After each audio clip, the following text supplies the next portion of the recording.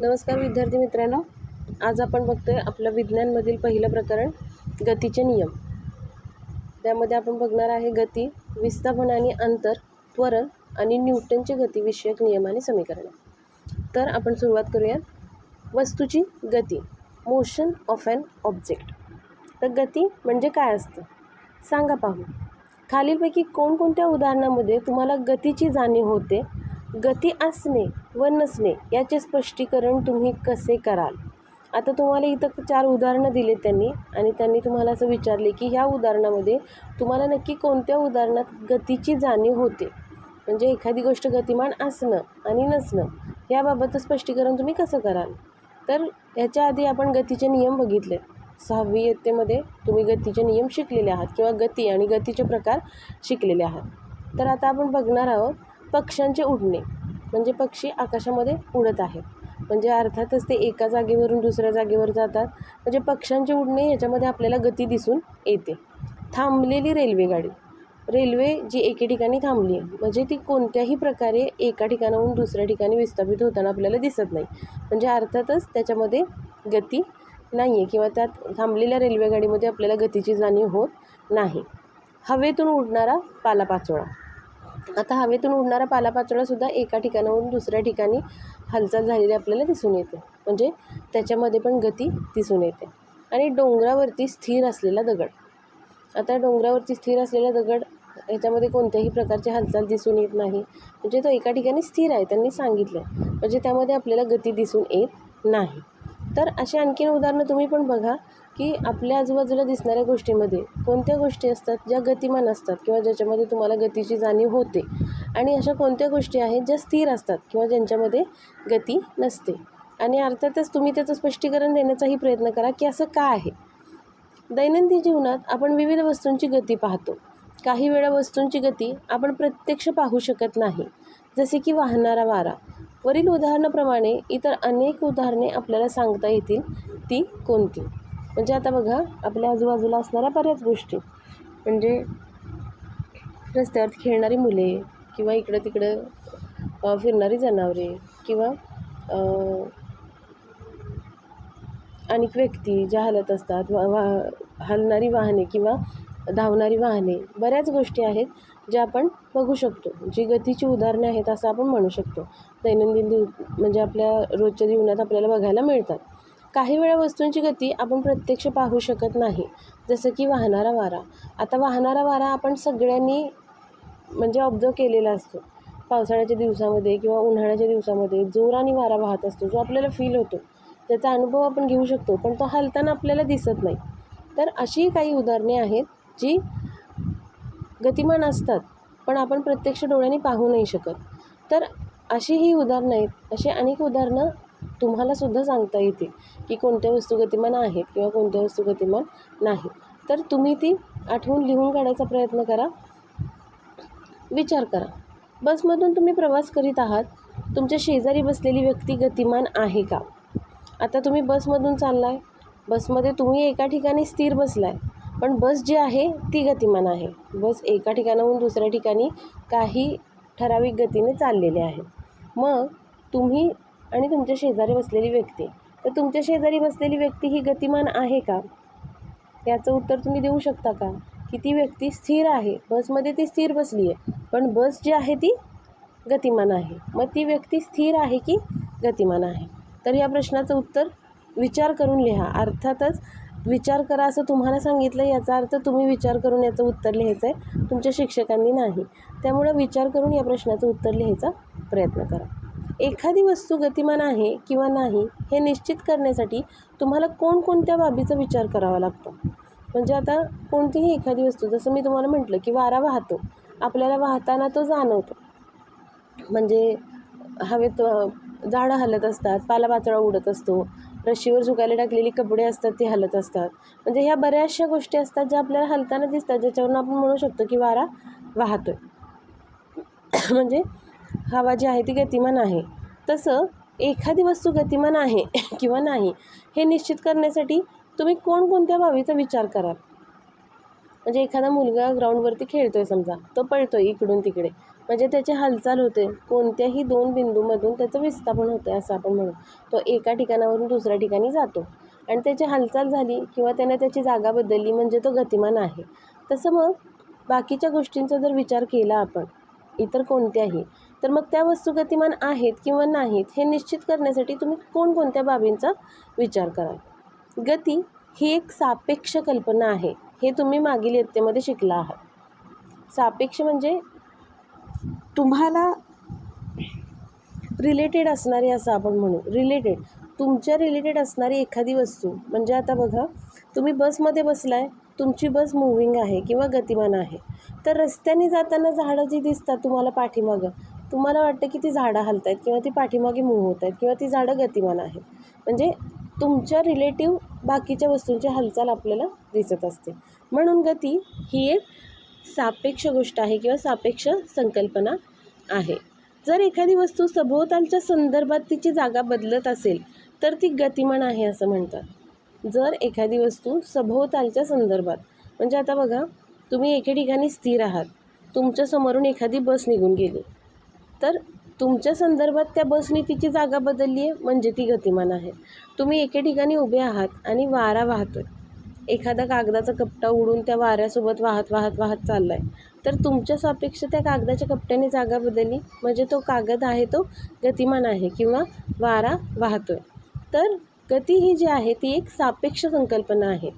एखादी वस्तू सभोवतालच्या वस्तूंच्या संदर्भात जागा बदलत असेल तर ती गतिमान असते. जर ती सभोवतालच्या संदर्भात जागा बदलत नसेल तर ती स्थिर आहे असं म्हणतात. म्हणजे आता आपण ह्या बाबतीत एखाद्या दगडाचं उदाहरण घेऊ. म्हणजे कितीही वारा जोरात वाहिला, जर तुम्ही एखादा दगड उचलून दुसरीकडे फेकलात तर त्याने त्याची जागा बदलली म्हणजे त्याने हालचाल केली, तो अर्थातच गतिमान आहे. पण एखादा दगड वर्षानुवर्ष एकाच ठिकाणी स्थिर असतो, जर तुम्ही त्याला उचललं नाहीत तर तो हवेने हलत नाही किंवा स्वतः हालचाल करत नाही, तर अशी जी वस्तू आहे जी सभोवतालच्या संदर्भात आपली जागा बदलत नाही तर तिला आपण स्थिर आहे असं म्हणतो. पुढचा भाग आहे, हे झालं वस्तूच्या गतीबद्दल. पुढचा भाग आहे विस्थापन आणि अंतर, डिस्प्लेसमेंट अँड डिस्टन्स. करून बघूया. दोऱ्याच्या साहाय्याने ए पासून बी पर्यंतचे अंतर आकृती 1.1 अ मध्ये दाखवल्याप्रमाणे वेगवेगळ्या प्रकारे मोजा. आता तुम्हाला आकृती 1.1 मध्ये इथे एक आकृती दिली अ आणि आ. तर आपण अ आकृती बघतोय. ए आणि बी हे दोन बिंदू दिलेत आणि तुम्हाला ह्या दोन बिंदूमधलं अंतर दोऱ्याच्या साहाय्याने मोजायचं आहे. आता हे जे वेडवाकडंसं तुम्हाला दिसतंय आजूबाजूला, हा दोरा आहे ज्याच्या साहाय्याने आपण ते अंतर मोजतो. आता पुन्हा ए पासून बी पर्यंतचे अंतर सरळ तुटक रेषेत दाखवलेल्या मार्गाने मोजा. तुमच्या मते कोणत्या मार्गाने मोजलेले अंतर योग्य आहे आणि का? म्हणजे आता बघा, हा ए आहे आणि हा बी आहे, त्याच्यामध्ये हा दोरा ठेवून आपण हे अंतर मोजलेलं आहे, बरोबर. आणि दुसरी पद्धत अशी आहे की ए पासून बी पर्यंत ही जी सरळ तुटक रेषा दाखवली आहे त्यानुसार आपल्याला ते अंतर मोजायचं आहे. मग आता तुम्ही सांगा, ह्या दोन पद्धतीने आपण अंतर मोजले. एक आहे ते सरळ दोन बिंदूमध्ये एक सरळ रेषा आहे ए आणि बी, तुटक रेषा, आणि दुसरा आहे आपण दोरा ठेवला आहे त्या दोन बिंदूच्या भोवती आणि ते अंतर मोजले. तर या दोन्हीतली कुठली पद्धत आहे अंतर मोजण्याची जी योग्य आहे? अर्थातच तुम्ही म्हणाल की ए पासून बी पर्यंत जे अंतर आपण सरळ रेषेत मोजले ती. आता पुढचं बघा, जरा विचार करा. शीतल शाळेत जाताना तिच्या संगीता नावाच्या मैत्रिणीच्या घरी जाऊन मग शाळेला गेली. आकृती 1.1 आ बघा. आता हे शीतलचं घर आहे, हे संगीताचं घर आहे आणि ही तिची शाळा आहे. तर तुमच्यासारखंच अगदी शीतलने काय केलं, पहिल्यांदा संगीताच्या घरी गेली, पुन्हा शाळेमध्ये गेली. प्रशांत मात्र घरातून सरळ रेषेत शाळेत गेला. प्रशांतने मात्र काय केलं, तो कुठल्याही मित्राच्या घरी वगैरे जात बसला नाही, त्याने सरळ घरापासून शाळेपर्यंत वाटचाल सुरू केली. तो सरळ शाळेत निघून गेला. दोघेही एकाच चालीने जात असतील तर शाळेत कमी वेळेत कोण पोहोचेल आणि का? आता म्हणजे दोघांचाही चालण्याचा स्पीड एक आहे असं आपण समजू. इथे त्यांनी तुम्हाला अंतर पण दिलं आहे. जर डायरेक्ट प्रशांत घरातून शाळेमध्ये गेला तर तो 1300 मीटरपर्यंत अंतर चालतो आणि शीतल जी पहिल्यांदा संगीताच्या घरी जाते जे 500 मीटर अंतरावर आहे आणि तिथून पुढं शाळेत जाते जे 1200 मीटर अंतरावर आहे. म्हणजे टोटल हे जे अंतर ती चालली ते जवळपास 1700 मीटरच्या आसपास होतं. तर मग दोघं जर एकाच चालीने चालत असतील तर शाळेत कमी वेळात कोण पोहोचेल? तर अर्थातच शाळेत कमी वेळात प्रशांत पोहोचेल. का? कारण हे जे दोन बिंदू आहेत ए आणि बी, त्याच्यामध्ये सरळ रेषेत गेला आहे. त्याने कुठेही वाकडी तिकडी वळणं घेतलेली नाहीत. ह्या दोन बिंदूमध्ये त्याने सरळ एका रेषेत मार्गक्रमण केलं आहे आणि त्यामुळं मग ह्या दोन बिंदूमध्ये असलेलं अंतर हे कमीत कमी असल्यामुळं तो लवकर शाळेत पोहोचेल. शीतलने काय केलं आहे? तिनं पहिल्यांदा संगीताचं घर गाठलं आहे आणि पुन्हा तिथून शाळा. तिने तिचा मार्ग वेगळा घेतला आहे आणि त्यामुळे मग तिला पोहोचण्यासाठी लागणारा वेळ जो असेल तो जास्त असेल. वरील उदाहरणामध्ये प्रत्यक्ष चालावे लागलेले अंतर आणि सरळ रेषेतील अंतर यात फरक असेल का आणि कोणता? आता ही जी वरील दोन्ही उदाहरणं आहेत ह्याच्यामध्ये प्रत्यक्ष चालावे लागलेले अंतर म्हणजे शीतल प्रशांत घरातून डायरेक्ट शाळेमध्ये गेला, हे जे प्रत्यक्ष चालावं लागलेलं अंतर आहे आणि हे जे सरळ रेषेतील अंतर आहे आणि शीतलने जे चाललं आहे संगीताच्या घरापर्यंत आणि तिथून शाळेपर्यंत, म्हणजे शाळेमध्ये पोचायला तिने जो प्रत्यक्ष मार्ग घेतला आहे, तर ह्या दोन्हीच्या अंतरामध्ये कोणता फरक असेल आणि का फरक असेल? तर ह्या प्रश्नांची उत्तरं तुम्ही विचार करून द्या. आपण बघूया पुढचं पेज. तर आता या पेज क्रमांक 2वरती आपण बघूया पुढचा भाग. अंतर म्हणजे दोन बिंदूंच्या दरम्यान गतिमान असताना वस्तूने प्रत्यक्ष केलेले मार्गक्रमण होय. तर विस्थापन म्हणजे गतिमानतेच्या आरंभ व अंतिम बिंदूतील सर्वात कमी अंतर होय. ठीक आहे. म्हणजे आता बघा ह्या दोन्हीमध्ये त्यांनी काय फरक सांगितला आहे. अंतर म्हणजे काय? तर दोन बिंदूंच्या दरम्यान गतिमान असताना वस्तूने प्रत्यक्ष मार्गक्रमण केलेले अंतर म्हणजे केलेले मार्गक्रमण. म्हणजे आता बघा जे आपण उदाहरण बघितलं ज्याच्यामध्ये शीतल काय करते तर घरापासून पहिल्यांदा संगीताच्या घरापर्यंत जाते आणि पुन्हा मग तिथून शाळेत जाते. म्हणजे हे जे होतं ते अंतर आहे. ह्या दोन बिंदू दरम्यान गतिमान असताना वस्तूने प्रत्यक्ष केलेले मार्गक्रमण. आणि विस्थापन म्हणजे गतिमानतेच्या आरंभ व अंतिम बिंदूतील सर्वात कमी अंतर होय. म्हणजे आता विस्थापन म्हणजे काय तर गतिमानतेच्या आरंभ आणि अंतिम बिंदूतील, म्हणजे आता आरंभ बिंदू हे प्रशांतचं घर आहे आणि अंतिम बिंदू स्कूल आहे, तर त्या दोन्हीमध्ये असणारं कमीत कमी अंतर म्हणजे विस्थापन. तर अंतर आणि विस्थापन या दोन गोष्टी तुमच्या लक्षात आली असतील. म्हणजे कोणतेही दोन बिंदू आहेत त्यातलं जे कमीत कमी अंतर आहे ते विस्थापन आहे आणि मग त्या बिंदूवरती तुम्ही कोणत्याही मार्गाने मार्गक्रमण करताय तर आपण त्याला काय म्हणतो? अंतर असं म्हणतो. डोकं चालवा. आकृती 1.2 अ मध्ये दाखवल्याप्रमाणे स्वराली दररोज पहाटे 100 मीटर त्रिज्या असलेल्या वर्तुळाकार मैदानाच्या कडेने फेऱ्या मारते. तिने ए या बिंदूपासून चालण्यास सुरुवात करून एक फेरी पूर्ण केल्यास तिने कापलेले अंतर व तिचे झालेले विस्थापन किती? आता बघा हे डोकं अर्थातच तुम्हाला चालवायचं आहे, तुमच्या शिक्षकांना नाही. ते काय म्हणतात तर स्वराली नावाची जी मुलगी आहे ती दररोज पहाटे काय करते 100 मीटर त्रिज्या असलेल्या वर्तुळाकार मैदानाच्या कडेने फेऱ्या मारते. हे जे वर्तुळ आहे ह्याची त्रिज्या जी आहे ती 100 मीटर आहे. बरोबर. ह्याची त्रिज्या म्हणजे ह्याच्या केंद्रापासून ह्या बिंदूपर्यंत असलेलं अंतर त्रिज्या ही 100 मीटर आहे. ह्याचा व्यास 200 मीटर असेल आणि अर्थातच ह्याचा सर्कम्फरन्स किंवा ह्याचा जो परिघ असणार आहे तो वेगळा असणार आहे, तो तुम्हाला कॅल्क्युलेट करावा लागेल. तर ती काय करते वर्तुळाकार मैदानाच्या कडेने फेऱ्या मारते. म्हणजे त्रिज्या 100 असलेल्या वर्तुळाच्या कडेने त्या वर्तुळाच्या परिघावरती ती फेऱ्या मारते. तिने ए या बिंदूपासून चालण्यास सुरुवात करून एक फेरी पूर्ण केल्यास तिने कापलेले अंतर आणि तिचे झालेले विस्थापन किती? म्हणजे तिने ए पासून सुरुवात केली तर तिने कापलेले अंतर म्हणजे हा वर्तुळाचा परिघ आणि तिचं झालेलं विस्थापन किती आहे? तर हे जे आहे ते तुम्हाला सोडवण्याचा प्रयत्न करा. आपण वर्तुळाचं परिघ अगदी 5वी 6वी पासून शिकत आलो आहे. वर्तुळाचा परिघ किती असतो ते तुम्हाला माहीत आहे, त्याचं सूत्र तुम्हाला माहीत असेल. तर हे सोडवण्याचा प्रयत्न करा.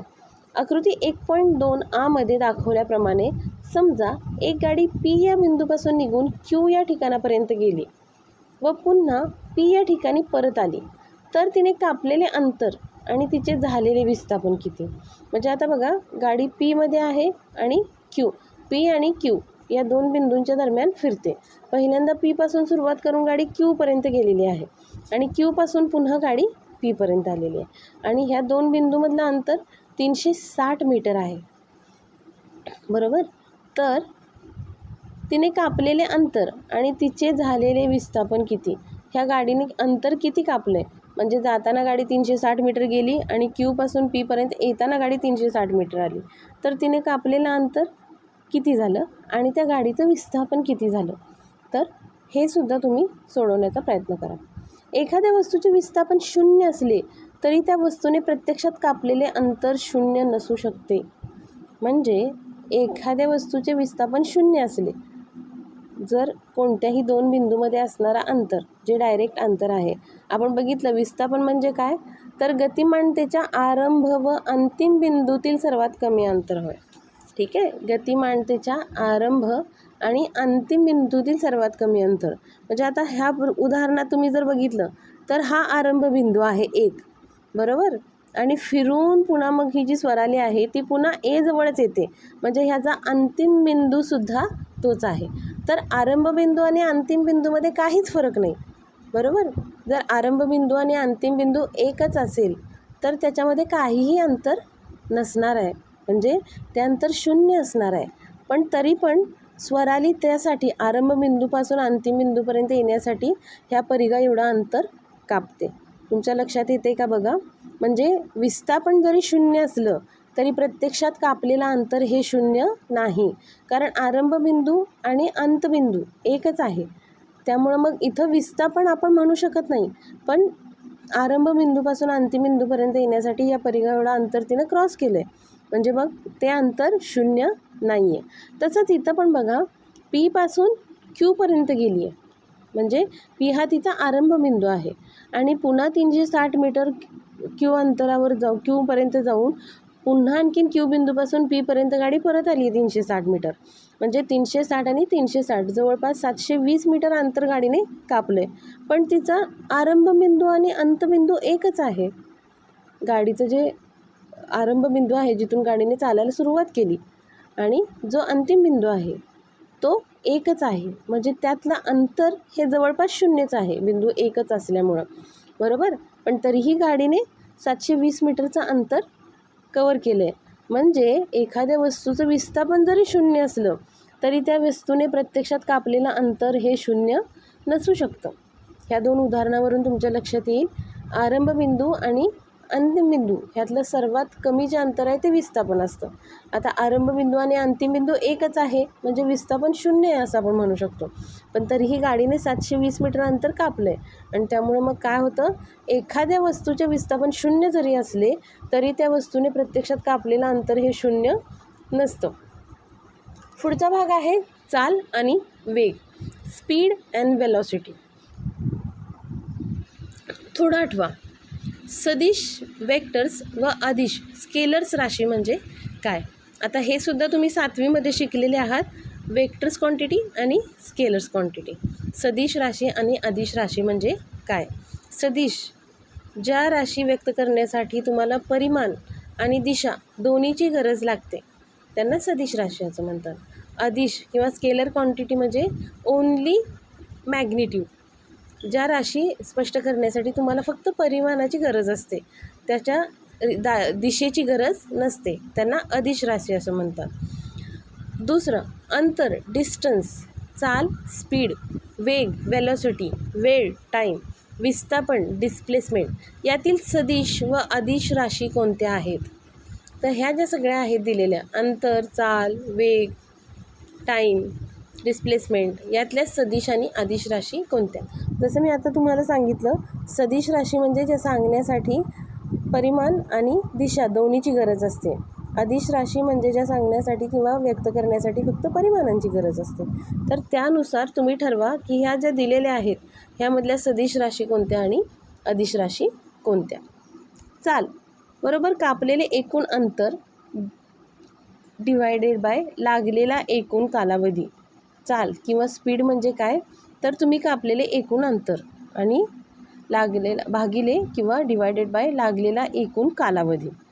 एखाद्या वस्तूने एकक कालावधीत विशिष्ट दिशेने कापलेल्या अंतरास वेग असे म्हणतात.